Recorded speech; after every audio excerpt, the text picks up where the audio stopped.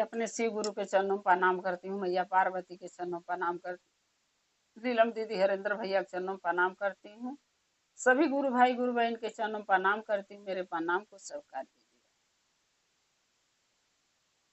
बोलो शंकर भगवान की जय, पार्वती मैया की जय, कार्तिकेय गणेश की जय। गुरु बहना एक महादेव का कथा अपने चैनल पर हम डाले जाते हैं। कृपा करके कथा के आप लोग ध्यान से देखबें, ध्यान से देखने से ज्ञान मिलेगा। एक आधी अधूरी कथा महादेव का नहीं सुने के चाहिए, क्योंकि शिव गुरु को मान होता। पूरा कथा सुनने से कथा के रहस्य के बारे में पता चलाला, कथा में का बतावल गइल बा, का समझावल गइल बा, अच्छा का है बुरा का है, क्या करना चाहिए और क्या नहीं करना चाहिए। अब पूरा कथा सुनने से ही ज्ञान मिले लगो। ये कथा है 4 लोगों का, और चारों लोग 4 गांव के थे। एक पंडित थे, एक राजा रहला, और एक सेठ, और एक बूढ़ी औरत जो बहुत गरीब रही। ये चारों लोग 4 गांव का रहना, चारों लोग एक समय और एक ही दिन मरना। इनकी मृत्यु जो हुई एक ही दिन में हुई, एक ही समय पर। चारों जब मरला तो सीधा जो है कि जमराज के दूत आके जमराज के पास चारों के आत्मा ले गई ना जमराज लोक में। जब लेके गई ना तो वहां पर जो ये राजा रहना और जो पंडित रहना, जो सेठ रहना, ये तीनों आपस में बात लगना करे। क्योंकि जब जमराज के दूत आके आत्मा के ले गई ना चारों के, तो वो जमराज के पास हमेशा पहुंचा चली गई ना कि हम 4 गो आत्मा लेकर आए हैं, चारों मरल। तबले इतना बेर में तीनों आपस में, यानी राजा और सेठ और पंडित तीनों आपस में बतियावे लगना। राजा कहता ना कि हम बहुत अच्छा कर्म कैले बानी, हमके स्वर्ग मिली रहेगी, स्वर्ग में जाए, स्वर्ग में स्थान मिली। सेठ कहता ना कि हम अपने जीवन में बहुत अच्छा कर्म कैले हैं, दान पुण्य, हम के स्वर्ग ही जाए मिल जाएगी। जो पंडित रहना वो कहता ना हम बहुत पूजा पाठ महादेव के कैले हैं, धर्म का काम कैले हैं, लोगों के पूजा पाठ करवले हैं, बहुत अच्छा कर्म कैले हैं, हम के स्वर्ग ही मिली जाएगी। लेकिन जो बूढ़ी माता रही बेचारी, वो बहुत गरीब रही। अब वो सोचे लगली कि ये लोग तो इतना बड़े बड़े लोग हैं, इतना अच्छा अच्छा कर्म कैले, हम लोग सरग जाता जइए लोग, आ हमारे पास तो धन में रहलन, दौलतिये रहले, हम तो कुछ कैले ही नहीं अच्छा कर्म, तो हमके तो नरकों में ठिकाना मिली कि नहीं मिली, बाबा जाना कौने जगह हमके भेजी। तो चित्रगुप्त जो थे, जमराज उनसे चित्रगुप्त से कहना, जब अला सिंहासन लगल है, आसन पर बैठना, सभा लगल है, और सभा में बहुत से लोग, बहुत से देवी देवता जुटल है। अब वही में सबका लिखा जोखा के हिसाब किताब होखे लागल। जमराज जी कहलन चित्रगुप्त से, हे चित्रगुप्त, ये चारों के देखा लिखा जोखा बाही खाता कि चारों क्या पाप कैले हम, क्या पुण्य कितना कैले हम, हमके बताओ। तो चित्रगुप्त जी कहला ठीक बा, लेकिन पहले चारों में से पूछल ना, पहले सबसे पहले बाही खाता हम के कर देखी। चित्रगुप्त जी जमराज से कहला कि सबसे पहले खाता के कर हम देखी। तो जमराज जी कहता ना इन्हीं चारों से पूछ लो।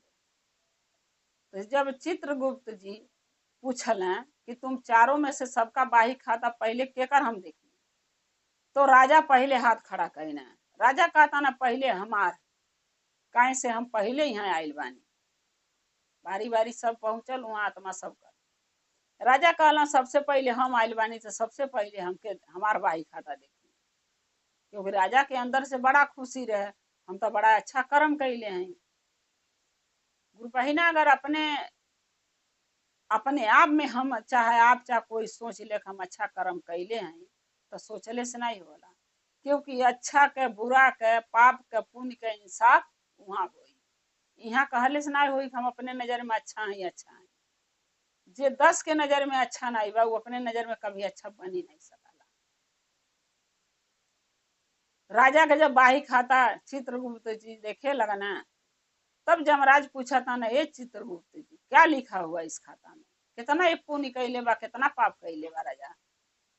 चित्रगुप्त जी कहला कि हे महाराज, ये तो खाली पाप पाप कैले बा, पुण्य तो कहीं कैले ही नहीं बा।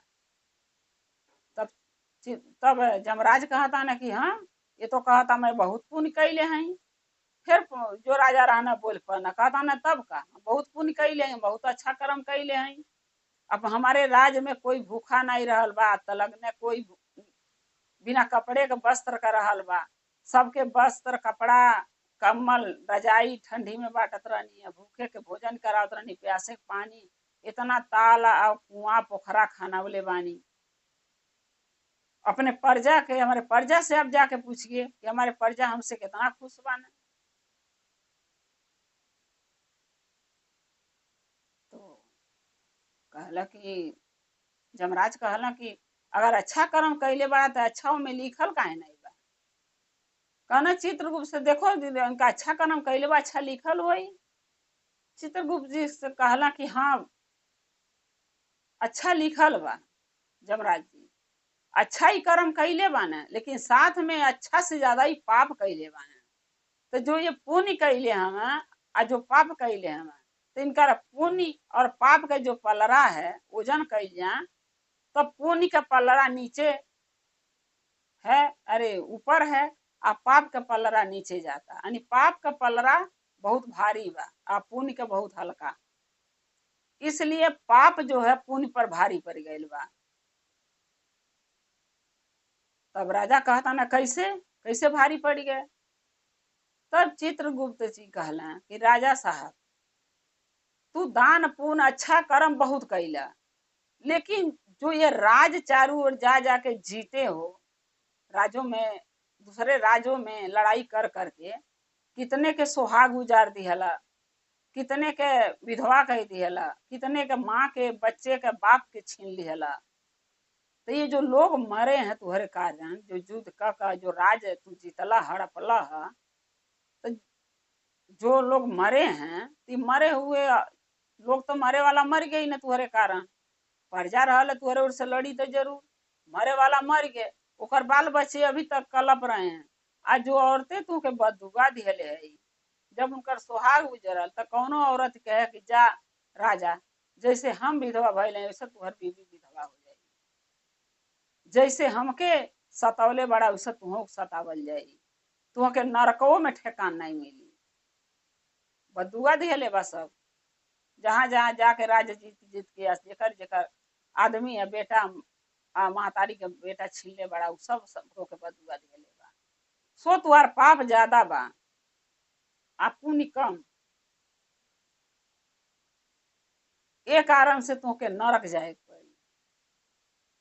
राजा बहुत दुखी भइना, बहुत हाथ गोड़ जोड़ना जमराज जी से, बहुत प्रार्थना करना। जमराज जी कहना हमारे हाथ में कुछ नहीं है, लिखा जोखा तुहार सारा यहाँ पड़ा है, अगर अच्छा कर्म कैले होता तो तुके हम नरक नहीं भेजती, सड़क भेज देती, लेकिन तुहार पाप इतना ज्यादा बा कि पुण्य के आगे कम पड़ता, पुण्य तुहार पाप ज्यादा बा, इसलिए तू नरक में जाइबा।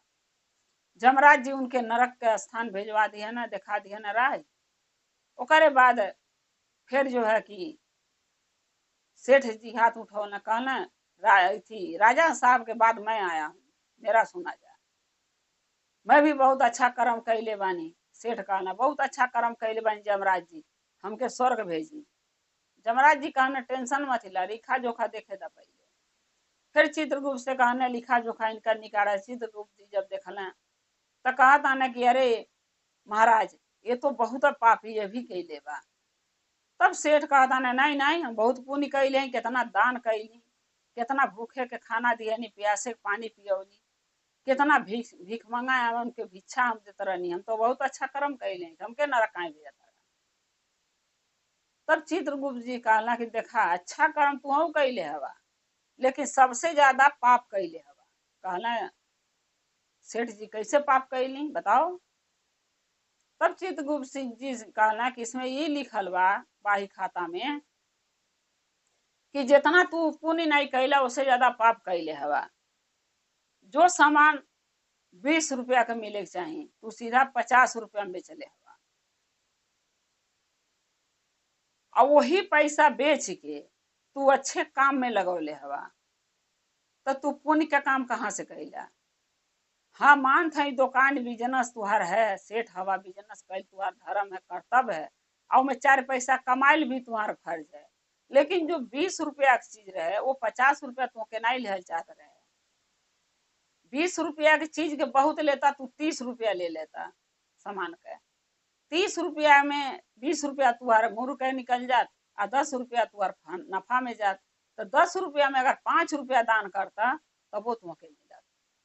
लेकिन जो तू दान कैले हवा अपने लगे से वो नहीं कैले हवा, दूसरे से छीन के तब तू दान कैले हवा, तो इंसान के नजर में तो तू दानी बनल हवा। लेकिन ये जो बाही खाता है जिसमें लिखाइल बा तुहार करनी धरनी पाप या पुण्य, ये में साफ दिखावा था कि सबसे ज्यादा पाप कैले हवा। दान कैला लेकिन अपने कमाई से मेहनत से कैले होता, तू तो दूसरे से छीन के बेईमानी कई के एक और लूटत रहला लोगों के, तो एक और दान करत रहला, तो दान दान नहीं होला। सो तू के नरक जाए पड़ी। क्या करें, सेठ जी का भी मुंह इतना बड़ा हो गए, वो नरक गई ना, नरक के द्वार खोलो, जमराज जी खोलवा दिया ना, वो नरक चल गई ना। ओकरे बाद नंबर आयल पंडित जी का। पंडित जी भी कहता नहीं, अरे हम तो बहुत अच्छा कर्म कैले बानी, हमके तो स्वर्ग जरूर भेजना जमराज जी। जमराज जी कहना पंडित जी ठंड रखो, थोड़ा तसल्ली रखो, बाही खाता देखने दो। चित्रगुप्त से जमराज कहना है, चित्रगुप्त जी ये पंडित जी का खाता देखा, का पुण्य है का पाप है इनका, का लिखाइल बा। जमराज जी कहना हे बाबा, हे महाराज, इहो बहुत पापी बाना, बहुत पाप कैले हैं। पंडित जी लड़ गई ना, कहना नहीं हम तो इतना अच्छा धर्म का काम करते रहनी है, दिन भर पूरा दिन 24 दोनों टाइम तीनों टाइम महादेव का चर्चा भजन कथा करी, सेवा करी, महादेव के मंदिर में साफ सफाई करी, सेवा करी, झाड़ू पोछा करी, पूजा करी, भोग लगाई, और फिर अपने लोगों के घर में कथा पूजा करावे चल जात रहनी है। सो हम कहाँ से पाप कैले हैं, हम तो अच्छा कर्म कैले हैं।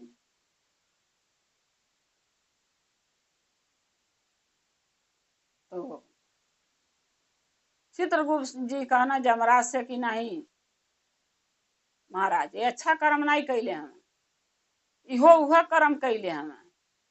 जहाँ पूजा पाठ करावे पंडित जी, जहाँ जहाँ 10 रुपया चढ़ावे के चाहिए, तहाँ कहें सीधा कि 100 रुपया चढ़ाओ, 50 रुपया चढ़ाओ। अब गरीब आदमी केहू के पिंडा परावे जात रहला है, केहू के आत्मा का शांति पूजा करावे जात रहला है, केहू के जो है कि कथा पूजा करावे जात रहला है। तो ये जो है कि किसी घर में भूमि पूजन में जाता रहना, तो 1 का 4 मांगत रहना है, और मजबूरी में लोग देते रहला। लेकिन एको बारी पंडित जी नहीं सोचल कि जो गरीब बा हम ज्यादा मांगत है, तू कहाँ से दे, अपने मेहनत का कमाई लेता। अरे 2 घंटा 1 घंटा तू पूजा में लगावत रहला, ओकर हिसाब से अपन लिहले होता, तो तू तो डबल तिबल लोगन से मांग मांग लिहला, और डबल तिबल लेके अगर केहू तू दाना कह दिहला, तो केहू के महादेव का तू पूजा भक्ति करत रहला है, तो ऐसे तुहर पाप कम नहीं हो जाएगी, क्योंकि तुहर पाप का गठरी बहुत भारी हो गई पंडित जी, पुण्य का कम। अगर तू 10 रुपया का पूजा कराने तुहर दिहाड़ी था, तो 10 रुपया ले चाहत रहा, 50 रुपया नहीं। अब 50 रुपया के मेहनत के हिसाब से तुहर दिहाड़ी रहा, तो 50 लेता, 100 नहीं। सो तू डबल तिबल ले हवा, और वह पैसा लेके केहू दान कैले हो, केहू पुण्य कैले हवा, केहू खियवले हवा, केहू पियवले हवा, तो वो पुण्य पुण्य नहीं मानल जाए। एक ओर से ला केहू से जबरदस्ती झूठ बोल के ओके धर ला, वही में से दान करा, तो तुहार कमाई के दान नहीं रहा। उ जैसे बेईमानी कह के झूठ बोल के ले हवा 1 का 4, वो दान ओकरे खाता में चल गया। जो तू वो में पैसा दान कैला ले ले दूसरे से मांग के बेईमानी करके, वो दान जो बेईमानी करके ले ले रहा ओकरे खाता में चल गया। पंडित जी भी बहुत दुखी भाई ना, कहला हे महाराज, अब तो जो होके रहल हो गई, अब आपके ऊपर बा, जो सजाई देना है आप दे। जमराज जी कहना चित्रगुप्त से, यहू के नरक का द्वार खुलवा दिया जाए, इहो नरक में यहू भेज दिया जाए। राजा सेठ पंडित जी तीनों नरक में चली गई ना। अब बेचारी जो बूढ़ी माता गरीब रहली, ई सोचत रह गई कि इतना बड़े बड़े लोग जो ना दान पुण्य कैले रहना, उनकर पाप चित्रगुप्त जी लिखले बाना, पाप पुण्य गिनवा दियल। ई लोगन के कोनो अच्छा कर्म नहीं, अच्छी जगह नहीं भेजल जमराज, तो हमके कहाँ से भेजी? हम तक कबो 1 रुपया के दियल ही नहीं। बूढ़ी माता से जमराज कहना, बताओ तुम्हारे का अच्छा कर्म है, का बुरा कर्म है? बूढ़ी माता कहली कि हाथ जोड़ के कि हे बाबा, हे जमराज जी, हम तो कुछ अच्छा कर्म नहीं कैले हैं।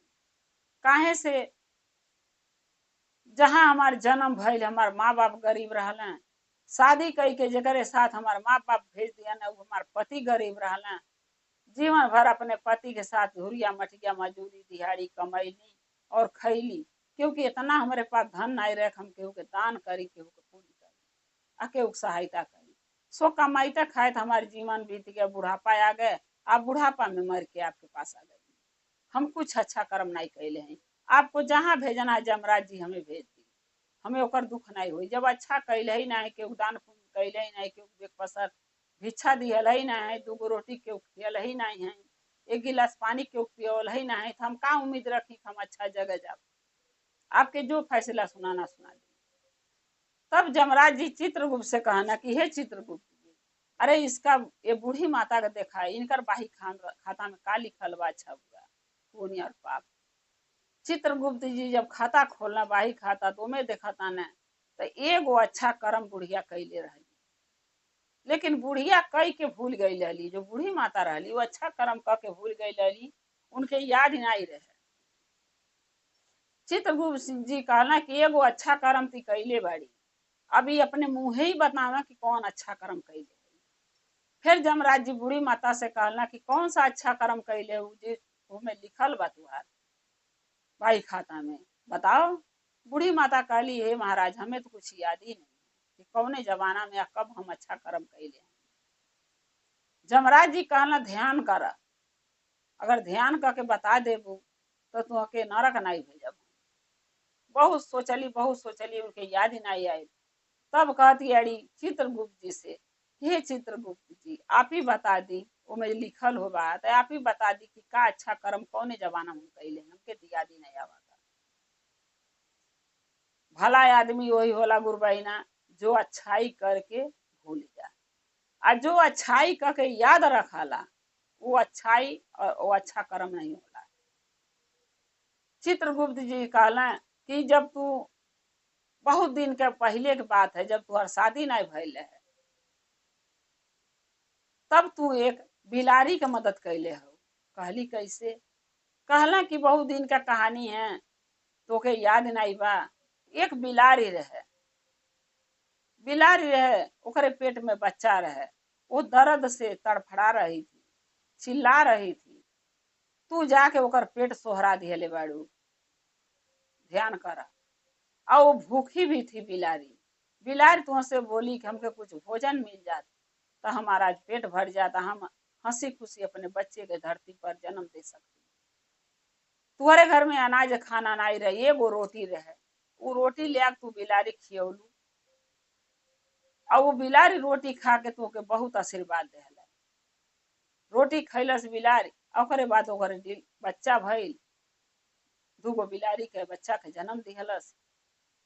और तुहर बहुत गुणगान कैलस कि पहला इंसान औरत ऐसा हम देखली कि एक जानवर के सहायता कैले। सो जो तू दान कई, जो अच्छा कर्म कैले बाड़ू, वही तुम्हारे एक अच्छा कर्म तुम्हारी जिंदगी के फैसला आज करी। फिर हाथ जोड़ के कहली कि हे यमराज जी, ये लोग जो राजा रहना है, सेठ रहना है, जो पंडित रहना है, इतना लोग अच्छा कर्म कैना, तो लोग नरक में गई ना। हम एगो अच्छा कर्म कैले बानी, तो हमके तो यही लगा था आप हमें भी नरक में भेज दीजिए। हम ये का कहें कि हमके अच्छे जगह भेजी, हम तो एक अच्छा कर्म कैले। तब जमराज जी कहना, एगो कर चाहे 1000 गो, जे करता अच्छा कर्म अच्छा काम वो याद रख ले रहता, अगिना देता, तो वो अच्छा कर्म अच्छा नहीं रहता है। आज ये अच्छा कर्म कह के भूल जाता, ओके याद नहीं रखा था, वह सबसे बड़ा ज्ञानी बा। सो तुहके स्वर्ग भेजा जाएगा। चित्रगुप्त जी से जमराज कहला, हे चित्रगुप्त, ये बूढ़ी माता के स्वर्ग के द्वार खोलवाओ, इनके स्वर्ग में भेज दो, इस स्वर्ग में जाकर रहेंगे। अब बताई गुरु बहिना, जितना पुण्य इतना धर्म का काम लोग कैले रहे ना, पंडित और सेठ और पंडित जी और राजा, ये तीनों जने नरक में चली गई। अब बूढ़ी माता 1 रुपया नहीं दान कैले रही तो स्वर्ग कैसे गई? वैसे गईली गुरु बहिना कि जकरे पास धन रहल ओकरे पास अहंकार रहल कि हम ये दान कैनी, उ दान कैनी, और अहंकार जब आ जाला मन में तो दान पुण्य एको काम नहीं कराला, कोई फायदा नहीं होला दान करके। केहू के 2 रोटी खिया के ओके कई दाम तो के खियौले रहनी है, तो सब व्यर्थ है। फिर जो दान तू अच्छा कर्म कैले बाड़ू फिर पाप में जोड़ा जाला, अच्छा में नहीं जोड़ाला। बूढ़ी माता अच्छा कर्म कैली तो कबो नहीं नाव लिख हम अच्छा एगो कैले, क्योंकि उनके अंदर अहंकार नहीं रहे, लोभ नहीं रहे, धीरज रहे उनके अंदर। वही तरह कहा जाला गुरु बहिना कि जे धीरज रखी, जे अहंकार नहीं रखी मन में, आ जे अच्छा काम कई के भूल जाई, वही के भगवान दया करिए। महादेव तीनों जने नरक गई ना, बूढ़ी माता स्वर्ग गईली, एगो अच्छा कर्म कैले रहली।